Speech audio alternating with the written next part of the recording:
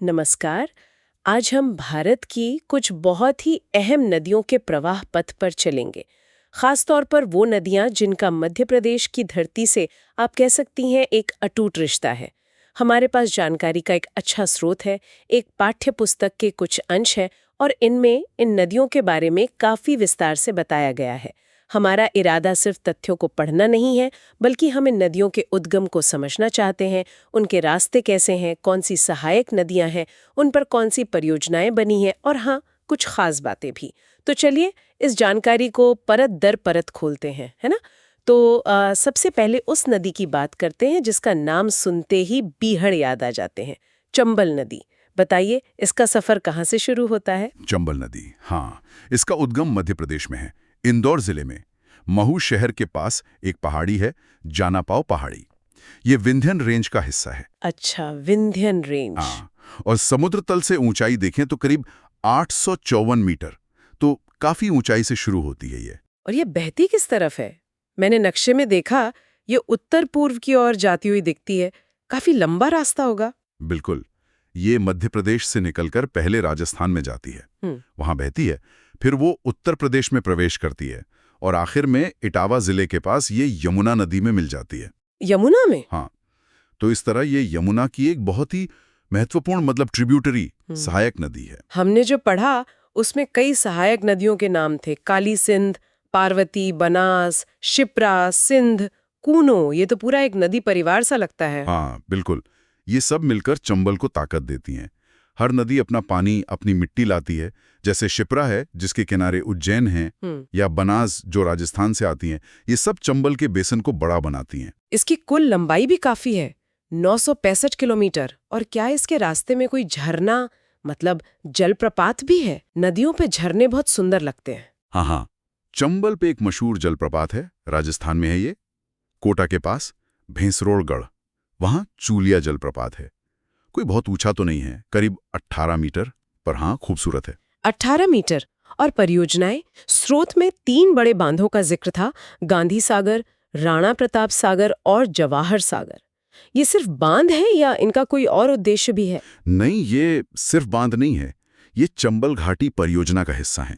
मतलब multipurpose project. हाँ। अच्छा, बहुउद्देश्य। हाँ, इनका मकसद सिंचाई के लिए पानी देना, बिजली बनाना मतलब हाइड्रो इलेक्ट्रिक पावर, और पीने का पानी सप्लाई करना है। गांधी सागर तो मध्य प्रदेश के मंदसौर में है, जबकि राणा प्रताप सागर और जवाहर सागर ये दोनों राजस्थान में हैं, कोटा और चित्तौड़गढ़ के पास। यहाँ एक खास चीज का जिक्र है, अवनालिका अपर्दन यानी गली इरोजन, और बीहड़, रवीन्स। ये क्या होता है? सुनने में गंभीर लगता है। हाँ, ये चंबल की एक बहुत बड़ी पहचान है, खासकर मध्य प्रदेश के मुरैना और भिंड इलाके में।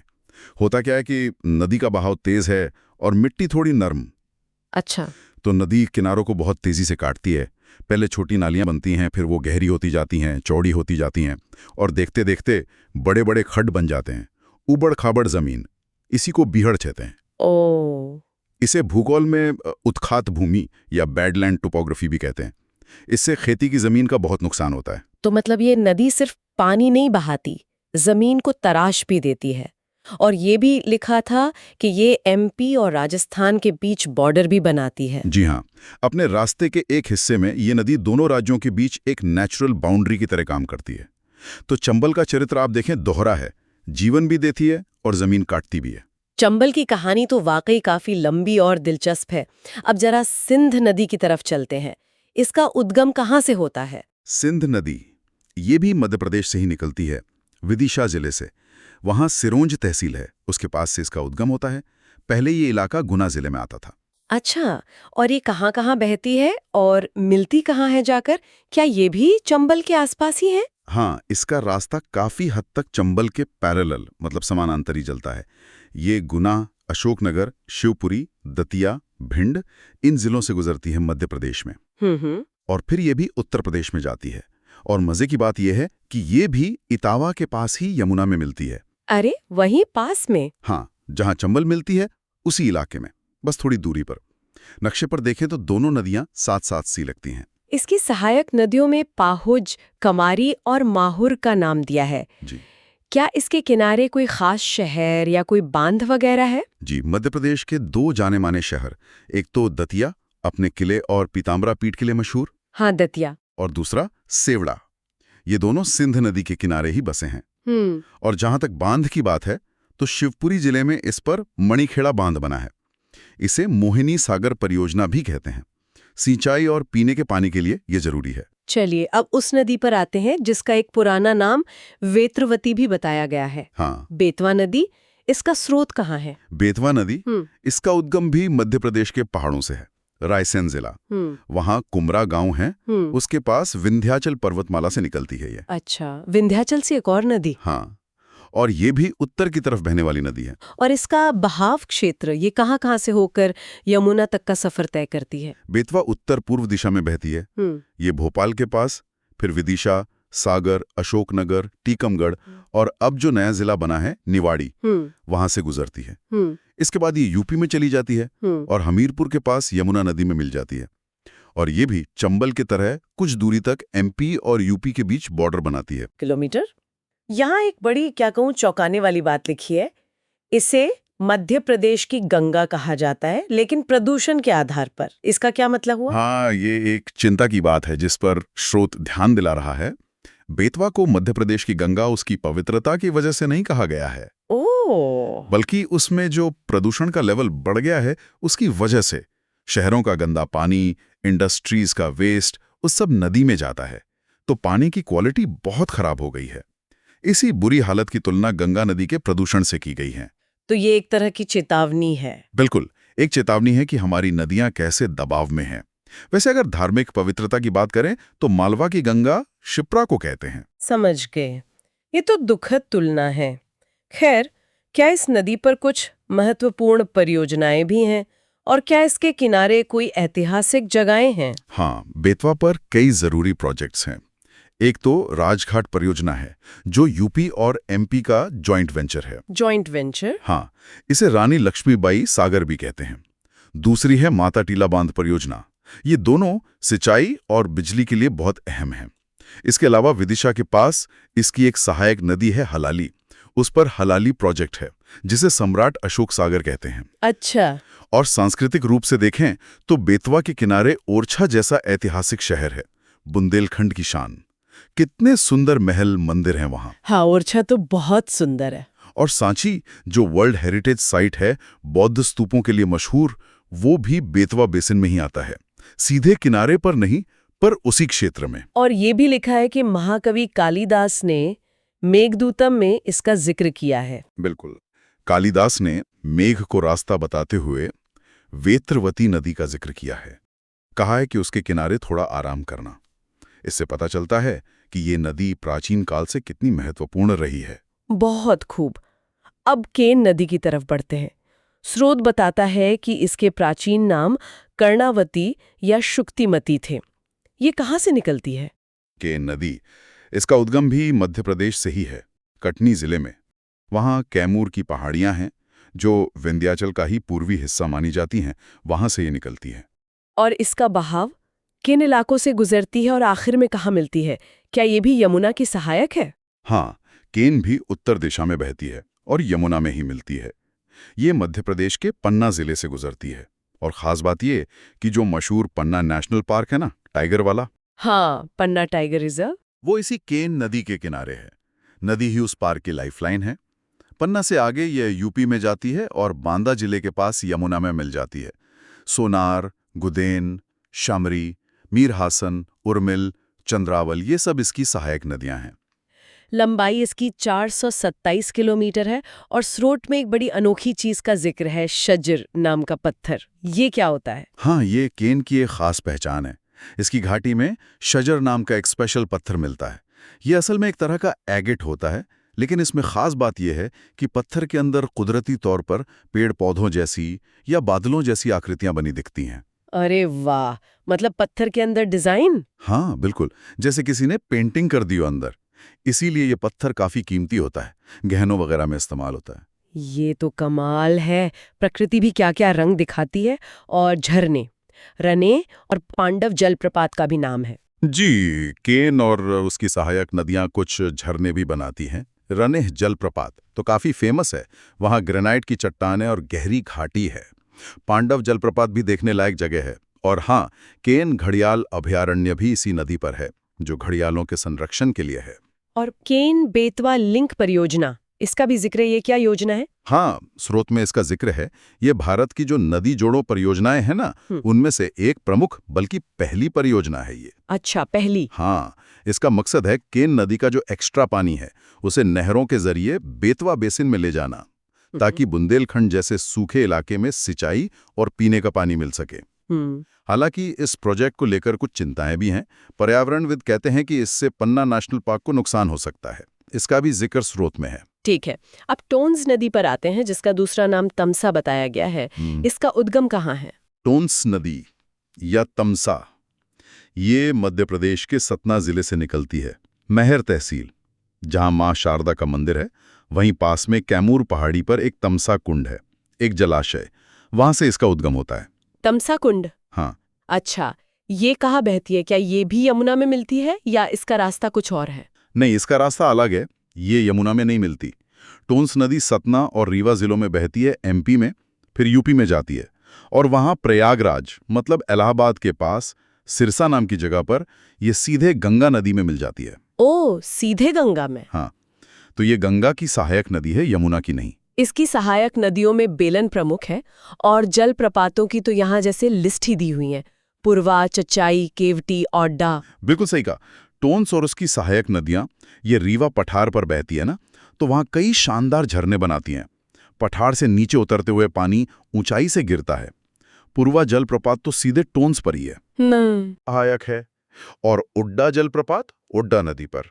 ये सब मॉनसून में देखने लायक होते हैं। क्या इस नदी पर भी कोई परियोजना है? हाँ, स्रोत बताता है कि रीवा जिले में टोन्स नदी पर एक हाइड्रो इलेक्ट्रिक प्रोजेक्ट भी है, बिजली बनाने के लिए। चलिए अब पश्चिम की ओर बहने वाली एक और बड़ी नदी की बात करते हैं, ताप्ती नदी। स्रोत में इसे सूर्यपुत्री कहा गया है, नाम ही दमदार है। इसका उद्गम कहाँ है? ताप्ती नदी? हाँ, इसका उद्गम मध्य प्रदेश के बैतूल जिले से है, सतपुड़ा रेंज से। खास तौर पर मुल्ताई तहसील के पास से। कहते हैं मुल्ताई नाम मूल तापी से ही बना है, मतलब तापी का मूल। अच्छा, मूल तापी। हाँ, और आपने सही कहा, इसे सूर्यपुत्री भी कहते हैं। पौराणिक कथाओं में इसे सूर्यदेव की बेटी माना गया है। ताप्ती शब्द भी ताप यानी गर्मी से जुड़ा है। सबसे दिलचस्प बात जो स्रोत में लिखी है वो ये कि ये नर्मदा के समानांतर बहती है। मतलब दो बड़ी नदियां एक ही दिशा में साथ साथ। हाँ, ये भारत के भूगोल की एक बड़ी अनोखी बात है। ताप्ती नदी नर्मदा के दक्षिण में लगभग उसके पैरेलल ही बहती है और दोनों की दिशा खास है, पूरब से पश्चिम की ओर बहती हैं ये, जो भारत में तम ही बड़ी नदियां करती हैं। हाँ, ये बात है। और दोनों ही एक भरंश घाटी मतलब रिफ्ट वैली में बहती हैं, जमीन के धंसने से बनी घाटी।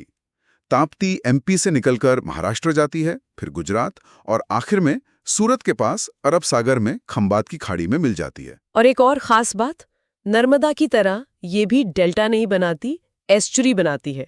ऐसा क्यों? जी हाँ, डेल्टा तब बनता है जब नदी समंदर में मिलने से पहले धीमी हो जाती है और अपनी लाई हुई मिट्टी जमा कर देती है। लेकिन नर्मदा और ताप्ती तेजी से बहती हैं, खासकर पश्चिमी घाट के पास, और सीधे समुद्र में गिरती हैं, तो मलबा जमा नहीं हो पाता। साथ ही समुद्र की लहरें भी मुहाना साफ रखती हैं, इसलिए ये एस्चुरी बनाती हैं, नदी का चौड़ा मुहाना जहां मीठा और खारा पानी मिलता है। इसकी कुल लंबाई लगभग 724 किलोमीटर है और सहायक नदियों में पूर्णा का नाम प्रमुख है। बिल्कुल, पूर्णा ताप्ती की सबसे लंबी और मुख्य सहायक नदी है। इसके अलावा गिरना, बोरी, पांझरा, अमरावती ये भी इसकी सहायक नदियां हैं। इसके किनारे कौन से बड़े शहर बसे हैं और क्या इस पर भी कोई बड़ी परियोजना है? ताप्ती के किनारे दो बहुत महत्वपूर्ण शहर हैं। एक तो मध्य प्रदेश का बुरहानपुर, जो ऐतिहासिक शहर है। बुरहानपुर, हाँ। और दूसरा गुजरात का सूरत। सूरत तो बहुत बड़ा औद्योगिक और व्यापारिक शहर है, हीरा, कपड़ा उद्योग। हाँ, सूरत। और परियोजना की बात करें तो गुजरात में इस पर उकाई बांध बना है। ये एक बड़ा मल्टीपर्पज प्रोजेक्ट है, सिंचाई, बिजली और सूरत को बाढ़ से बचाने में भी मदद करता है। और अब हमारी सूची की आखिरी नदी वेनगंगा, ये कहाँ से निकलती है? वेनगंगा नदी ये भी मध्य प्रदेश के सतपुड़ा से ही निकलती है, पर उसके दक्षिणी ढलान से, सिवनी जिले से। परसवाड़ा पठार है वहां, उसके पास मुंडारा गांव से इसकी शुरुआत होती है। ये दक्षिण भारत की तरफ बहने वाली नदी प्रणाली का हिस्सा है। इसका प्रवाह दक्षिण में है जैसा आपने कहा, जी। तो ये किस बड़ी नदी सिस्टम से जुड़ती है? वेनगंगा ज्यादातर दक्षिण दिशा में बहती है। ये एमपी के सिवनी और बालाघाट जिलों से होकर महाराष्ट्र में जाती है।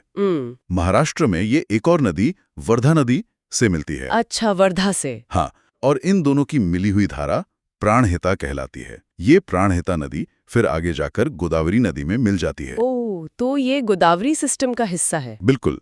वेनगंगा गोदावरी नदी तंत्र का एक महत्वपूर्ण हिस्सा है। स्रोत के अनुसार इसकी लंबाई 569 किलोमीटर है। जी। पेंच, कान्हन, बावनथड़ी और चंदन इसकी सहायक नदियां हैं। पेंच नाम तो सुना सुना लगता है। जी हाँ, पेंच नदी वेनगंगा की एक अहम सहायक नदी है और इसी के नाम पर वो मशहूर पेंच नेशनल पार्क है ना। हाँ, मोगली लैंड। हाँ, वही। कान्हन, बावनथड़ी, चंदन ये भी इसकी सहायक नदियां हैं। इसके बारे में कोई और खास बात, कोई शहर या कोई बांध? हाँ, मध्य प्रदेश का बालाघाट शहर जो मैंगनीज और तांबे के लिए जाना जाता है, वो इसी वेनगंगा के किनारे है। और एक बहुत खास बात है, सिवनी जिले में बना भीमगढ़ बांध, ये वेनगंगा पर ही है। इसे संजय सरोवर भी कहते हैं। संजय सरोवर? हाँ, और स्रोत बताता है कि ये एशिया का सबसे बड़ा मिट्टी का बांध है, मतलब अर्थ डैम। एशिया का सबसे बड़ा मिट्टी का बांध? वाह! हाँ। ये इंजीनियरिंग का कमाल है कि मिट्टी से इतना बड़ा बांध बना दिया। तो ये थी मध्य भारत की इन कुछ खास और बहुत महत्वपूर्ण नदियों की कहानी, उनके उद्गम से संगम तक अपनी अपनी पहचान के साथ। हर नदी का एक अलग ही चरित्र सामने आया। बिल्कुल। ये नदियां सिर्फ पानी का बहाव नहीं है, इनके किनारों पर सभ्यताएं पनपी हैं, इन्होंने भूगोल को शक्ल दिया है, राज्यों की सीमाएं तय की हैं और एक बहुत जटिल मतलब कॉम्प्लेक्स इकोसिस्टम बनाया है। हर नदी की अपनी एक कहानी है, अपना इतिहास है। सचमुच ये सोचना भी कितना अद्भुत लगता है कि पानी की ये धाराएं कैसे अलग-अलग राज्यों, संस्कृतियों, जमीनों को एक साथ जोड़ती हैं। ये सही में जीवन रेखाएं हैं। और यहाँ ये सोचना भी बहुत ज़रूरी हो जाता है कि इन नदियों ने जो खास भू-आकृतियां बनाई हैं, जैसे चंबल के वो गहरे बीहड़ या ताप्ती का खुला हुआ मुहाना या टोन्स के ऊंचे झरने, ये चीज़ें वहाँ रहने वाले लोगों के जीवन को, उनकी अर्थव्यवस्था को, उनकी चुनौतियों को कैसे प्रभावित करती होंगी। बिल्कुल। और आज के समय में जब क्लाइमेट चेंज हो रहा है, पानी की ज़रूरत बढ़ रही है, तब इन कीमती नदियों का, इन जल संसाधनों का संरक्षण और सही प्रबंधन कैसे हो, ये एक बड़ा सवाल है जिस पर हमें लगातार सोचने की ज़रूरत है।